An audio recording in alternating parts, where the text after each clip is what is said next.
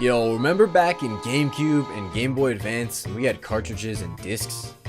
When every single one of the games that we had looked exactly the same.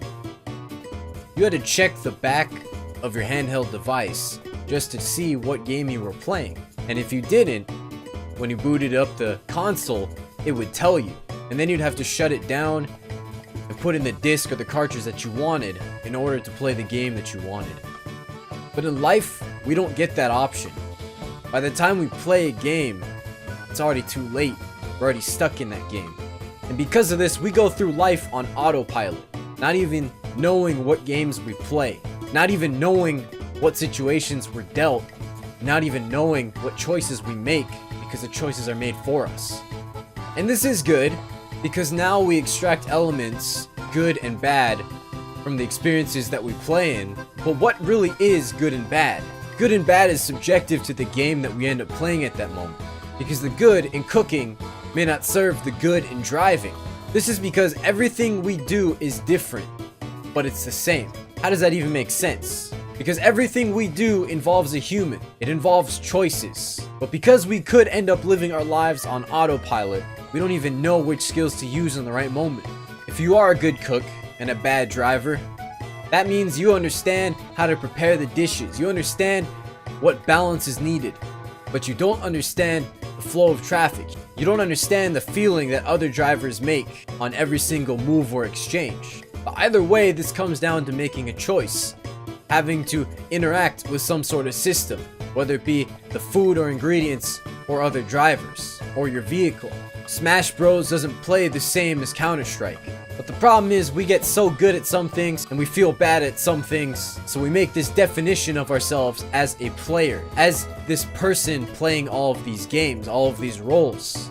And because we get comfortable with this identity, we forget which game we play throughout the day, throughout our lives, throughout the month, whatever. But every single game we play is meant to be played. Winning and losing is a side effect. But because we're so focused on the side effects, we forget how to play. We keep telling ourselves that we're good or that we're bad at particular things.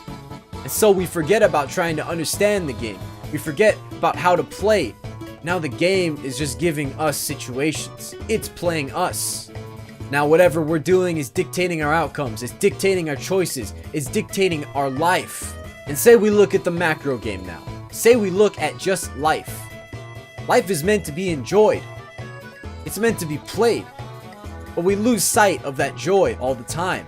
We might tell ourselves we're no good. We might be comparing ourselves with others and what they have. Or we may even forget that we're living and we let life decide every single outcome for us. Look, nothing's wrong with that strat. No one will ever call you out on that. But until we understand what's happening to us and why it's happening to us, life will continue to be out of our control, not in our control. And until we've taken that control by understanding that we have the control to choose, life will continue to play us, not us play life. So take a second, realize you're playing the game, realize that you are the one in control, and understand the game you're playing.